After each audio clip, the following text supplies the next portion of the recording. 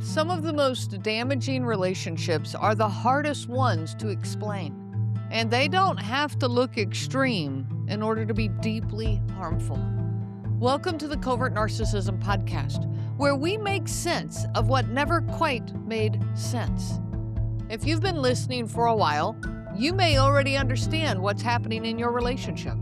You can see the patterns, you can name the behaviors, but maybe you still feel stuck in the same cycle. This is where coaching comes in. It's not about learning more, it's about having the support to finally apply what you already know and begin moving forward. You need a coach. If you're ready for that next step, I invite you to join me in my coaching program. You can learn more about it at covertnarcissism.com.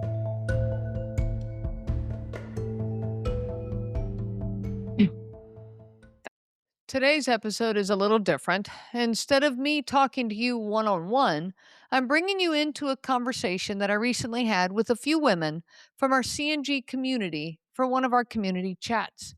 The topic we sat down to talk about is one that I know so many of you are living right now.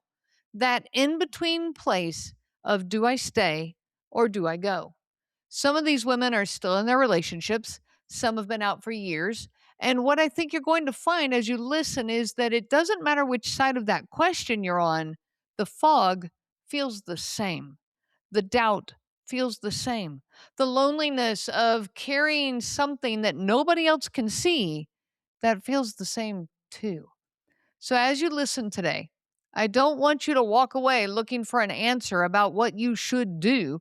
That's not what this is about. What I want you to walk away with is recognition. Maybe you will hear a piece of your own story in theirs. Maybe you will hear language for something that you have felt for years but never had the words for. And maybe, even just for the next little while, you will feel a little less alone in all of this. Now let's get into the conversation. Today, I would like to welcome some ladies joining us in this conversation, the next CNG community chat. And this one is when you're stuck between staying and going. So many of us are stuck in that situation or have been for many years. So let's get started. The question I want to go ahead and hit first is, are you still in the relationship? Some of you might be, and might not be. And how long have you been in that do I stay, do I go fog? I've been in the relationship for about almost 20 years, and the fog and the really started maybe about 10 years ago. That fog started with just sensing something was wrong, or did you read something that kind of opened your eyes that something was wrong here?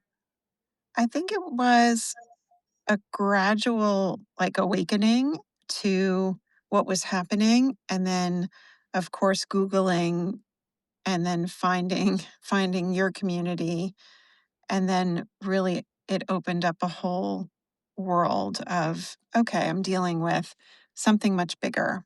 All right, who else? Still in the relationship or not? Denise, go ahead. So I am not in the relationship. We were married for 27 years to the day, actually. He moved out on our 27th wedding anniversary, but he didn't realize what day it was. And surprise. Go figure. And I think that I knew things weren't going to last probably as far back as 11 years ago. But if I'm being really honest, after leaving the relationship and looking back and really kind of diving deep into it, I knew I shouldn't have stayed from the very beginning. And I allowed him to constantly make me question my judgment, but clear back to before we were married. Okay. So that in between, do I stay or do I go? How long before the divorce do you think that took place? There was probably 11 years where I was really like, something's not right. And then it became, what are we missing? What puzzle piece am I missing? What am I not able to put together? We did 6 years of marriage counseling. Wow. And honestly, kind of towards the end, there were several conversations where it consisted of the words, maybe we should divorce before we cross that boundary, that like we're not going to be able to be civil with each other. And then one day he crossed the boundary. Okay. And it was like there was a moment of clarity that hit, that was like, I knew it was over. There was no going back. Okay. Nikki, how about you? Still in or out? I'm out of the relationship. We were together for 8 years. We were never married. We were engaged at one point, though. And looking back from the very beginning, there were so many red flags. But I think it was the past 3 years that I really knew that there was something wrong, but I didn't have a word for narcissism or covert narcissism. I just knew something was wrong. The arguments weren't the same as other people's arguments. The Everything just didn't feel right. Mhm. And it wasn't until after I left the relationship that I even found out what covert narcissism was. So I left still not knowing what was wrong, but just knowing that I couldn't, it wasn't even a fog anymore. It was just like I couldn't do it. Yeah. And I've been out of the relationship for about 5 years now, 5.5. Okay. So when you were trying to figure this out while you're still in the relationship, you didn't have the words around narcissism. And some people heal while they're in the relationship. Some people are doing all of their healing outside of the relationship. All of that can get a little confusing. Mary, for you, you're still in the marriage. Do you feel like you're getting to a place where though you can heal even though you're still in the marriage? Yes. Yeah, 100%. I feel like it's like I have separate buckets for it's sad some days it's a little bit heavy for me to carry, but, I have separated myself quite a bit, and I do have a young son, so my priority is myself and taking care of him, and that's and working, um, and that's really where I have to focus. Okay. Denise, were you able to get some strong healing before you left, or was most of yours after? I would say the bulk of it was after. So one thing that I actually just talked to my PCP about like a couple weeks ago, she said like the transition in you from, September separation till now is just unbelievable. And I said, well, I had done like 35 years. So I have a trauma history like no other. So I've been told by numerous agencies. And Mhm. I had done like 35 years of counseling. And she said, what was the difference? And I said, well, it's kind of like that you've heard the parable of the frog in the pot. Uh-huh. You put a frog in boiling water, it'll jump out because it knows the water's boiling, but you put a frog in cold water, you go with love bombing. You go with this overly loving person at the beginning and you're the frog in the pot of water. And over 27 years, I was boiling and didn't realize it. So, one, I got out of the damn pot. And Right. two, I had been building those puzzle pieces all along with all the counseling I'd been doing, but nobody ever caught on that he was a covert narcissist. Um, that was something I figured out after he was gone. And once I did that, I realized that all those puzzle pieces I had, he was the person that said, here, let me hold your broken pieces. I will hold them for you. All he was really doing was making sure I couldn't put them together. Wow. That's a And the good puzzle pieces analogy. fit a lot better when nobody was making sure they didn't fit. That's a really good analogy, and I'm glad you shared that. Did you think that this was normal marital struggles? I mean, I did because I came from narcissistic parents. So this was familiar to me. This was what I grew up with. It was an improvement over what I grew up with. So that was also part of the problem is that he Mhm. would go so deep into the love bombing, but it was so conditional and occasional and sporadic that it was never consistent. There was never, and he was so charismatic that if I told anybody else about it, they would treat me like I was a lit crazy person. Okay. Anyone else, did you think this was normal marital struggles? I thought just what you were just saying is that he was so charismatic and everyone else loved him, and it just made me feel crazy because I was like, "Why is he being so nice and so great and funny and kind to everyone else?" And then we get home and it was just this walking on eggshells. It was just this getting mad at me for not doing things a certain way or not like just the smallest little thing. And it really just made me feel like I was just overthinking everything, and, hey, I have it good, at least he's not that I know, at least he's not out cheating on me, at least he's not hitting me physically or, Mhm. At least that's my story, and, so I just kind of kept it to myself, and then if I thought about telling anyone else, I would think about what would it sound like if I told someone else. Mm. The first time you start voicing it to other people, and we're gonna talk about that here in a minute, it definitely is, quite an experience. You feel I know for me, I felt petty, I felt trivial, I felt like this was invisible, nobody's gonna get it, and all of that. So, we're gonna touch on that for sure. Mary, did you feel like this is normal marital struggles at the beginning? Yes, definitely at the beginning. And then, the patterns, you start seeing the patterns repeat themselves over and over again. And you start scratching your head like, what is going on? Like, how can this um how can this be happening? I yeah, I really struggle with just, I guess, there's layers to all of this.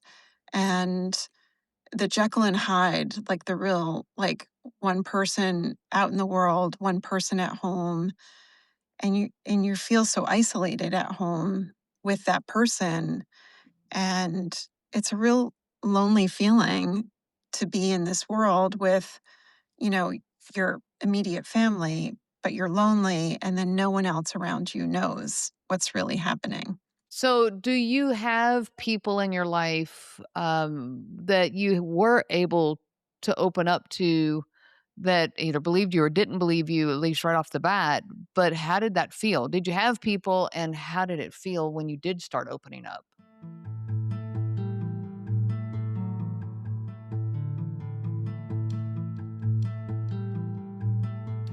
I remember my jaw hurt because it was like I think I was holding on to it for so long. And the first conversation I had was with a sister in law. And it was like I could feel like all the tension that I held on to for years to myself. The body keeps score, right? So the body holds on to that. And, Mhm. there are definitely people that I open up to, and that has helped me tremendously. Good. It is a big sense of relief when you do finally reach the point you can do that, but getting to that point is not easy. Correct. When I first left, I actually left right before, COVID hit. So I moved in March of 2020. That's when I finally moved out, and I moved the Glad day you I got out before COVID hit, or you'd have been well, trapped the inside day the house. the day I moved, I commuted from the first time from my apartment to work was the day they sent us home early. Oh, Oh, wow. wow. It was literally that day, and I was just for a while, I didn't because I was so isolated at that point, and I remember right before I left, no one in my family knew what was going on, no one knew, they knew the only person that really knew was my dad, kinda knew that I was unhappy in the relationship, he didn't know the extent of it, and there was no need trying to explain it to him, and I remember going over to Father's Day that year before and spending the night there with him, and I couldn't describe it to him, and I remember telling him, I was like, "He's just the biggest bully in the entire world. Like, he's just a bully, and he's just mean for no reason, and I don't know how someone else talks to someone like that, let alone someone that they love." Mhm. And I was still really confused by it because I didn't understand how he could just be so mean to me, like, for no reason at all. And I think part of that meanness too was escalating because he knew I was reaching a point that he didn't know what he's still trying to control me, but I was getting ready to leave. It was just not too far away, but COVID was a really, really it was a good like, I was happy for a while, and I kinda had that pink cloud for a while because I was glad to leave, but at the same time, once that loneliness set in, it became very dark for a while. Mhm. Yeah, COVID was an interesting time for a lot of people going through, narcissistic abuse. It forced you now into the home and more isolation, so people were deeper into isolation. And I think it also made some of the abusive behavior more recognizable by the target, because they were now, with each other 24/7, forced into the home, working from home, not able to spend time with family and friends.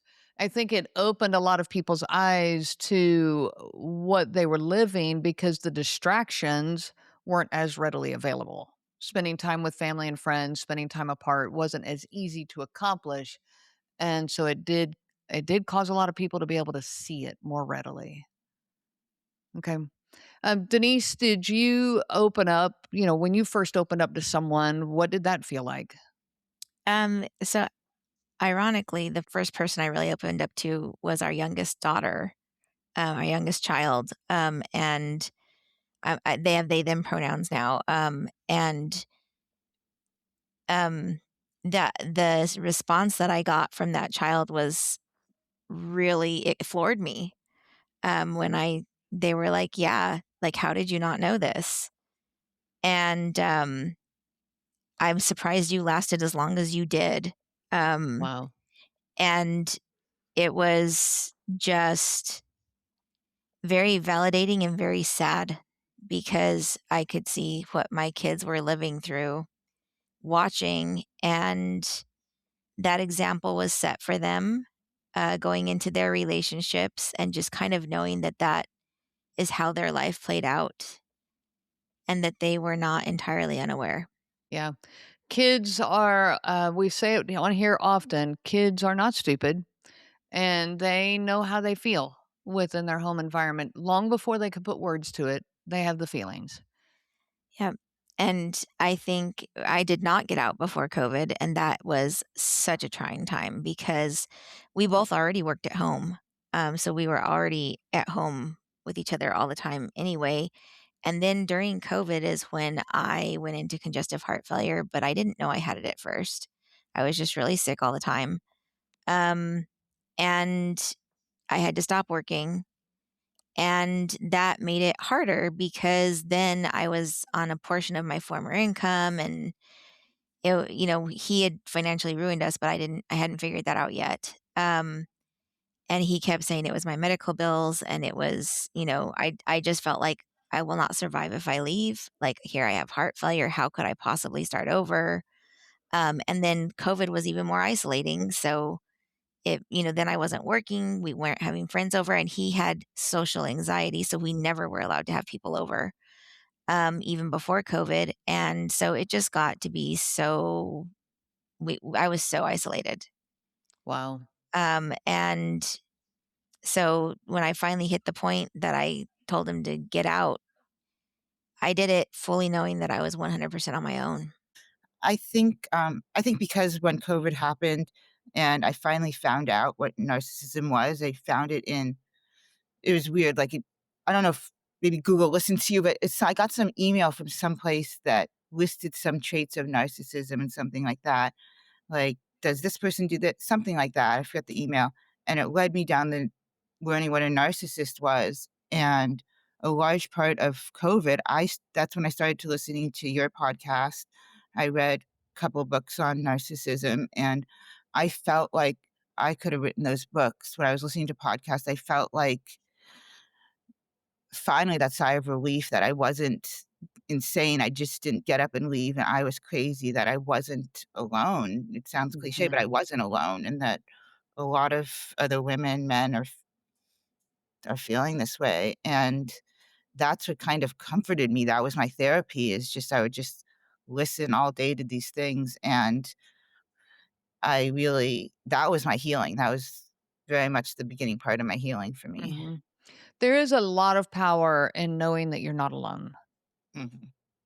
Even in the isolation, you still start to recognize, wait, somebody else gets this? And I remember that feeling. And all of a sudden, you just don't feel quite so isolated, even though it was from a book for me. It was an author that I had never met, but I still felt not quite as isolated.